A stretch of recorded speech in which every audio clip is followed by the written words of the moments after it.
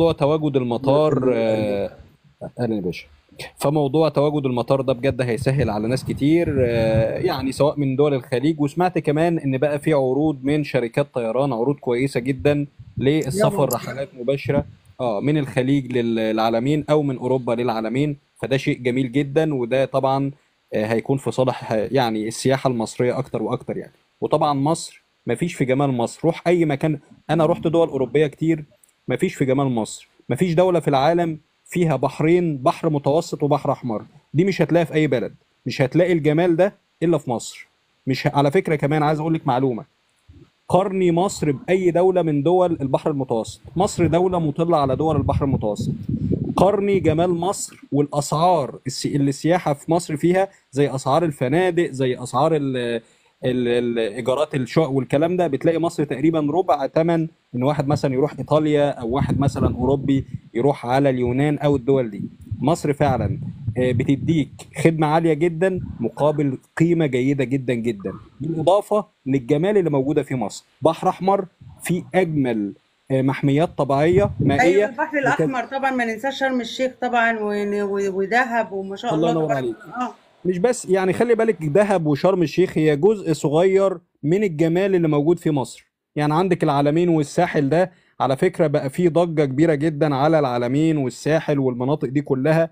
فعلا مناطق جميلة جدا. انا بقيت اشوف فيديوهات لعرب او خليجيين عاملين فيديوهات بيقولوا كده باللفظ، بيقولوا الساحل الشمالي اجمل شواطئ في مصر. فده شيء جميل جدا، ده شيء رائع جدا. كذلك التكنولوجيا اللي بقت موجودة في الساحل والأماكن دي كلها، إن بقى في حاجة اسمها باركود عشان يبقى في أمان وفي سكيورتي، ويتأكدوا إن مفيش حد يعني مخالف هناك.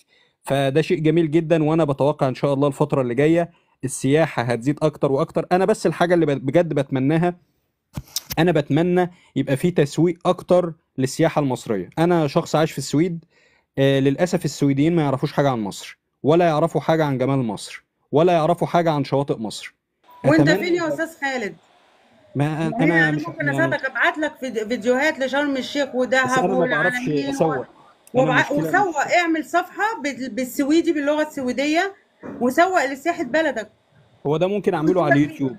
هو ده ممكن، أنا قلت لك قبل كده اللي أنا بفكر أعمل زي قناة للسفر وكده، فبفكر أعمل حاجة على انت اليوتيوب كده ايه، اللي انت أنا. اعمل القناه بالسويدي تمام، بالظبط. وانا هبعت لك، هدعمك، هبعت لك فيديوهات محترمه جدا، بالظبط. جميله بالظبط. جدا، تسوق بيها لسياحه بلدك. تمام. بالظبط. مش محتاجه منك حاجه، اللي انت بس هتدوس الله ينور تحميل. عليك. أنا بجد بقول بس انت إن هتكتب فعلا العنوان باللغه السويديه، علشان طبعا احنا ما نعرفش اللغه السويديه بيتكلموا بانهي لغه، بالظبط. يعني بصراحه بالظبط. هو هو انجليش هو ولا فرنساوي اه ولا الماني ولا ايه، ما اعرفش. لا، هو سويدي، بيتكلموا سويدي. بس هو اللي انا عاوز اقوله ان الجمال في الحتة دي ان في دول كده، دول غنية، دول ناس معاها فلوس. الناس دي كمان بتحب تصرف، زي الدنمارك، زي السويد، زي الله ينور عليك يا استاذ محمد. في كمان الجميل كمان ان في دلوقتي طيران مباشر بيعملوا كمان طيران النيل. مش تي او اي، كمان في كمان طيران النيل بيعمل رحلات مباشرة من ستوكهولم على القاهرة، او يعني على مصر، يعني بشكل مباشر. يعني لا محتاج بقى عشان بعد المسافة، لا محتاج يعمل ترانزيت ولا الكلام ده. طيران النيل على فكرة بقى بيعمل الكلام ده. بس فعلا احنا محتاجين نسوق للسياحة في السويد اشتغل يا والنرويج خالد، اشتغل والدنمارك يا وكلها. خالد، وانا هبعت لك فيديوهات. اوكي. والله انا بفكر اعمل قناه على كل اللي انت اليوتيوب وابدا هتعمله فيه. بس هتكتب العنوان بس. بالظبط. يعني بالظبط. انا هكتب لك العنوان بالعربي، وانت ترجمه بالسويدي، وافتح بالظبط. بالظبط. قناة على اليوتيوب، سهلة جدا على بالظبط. فكرة.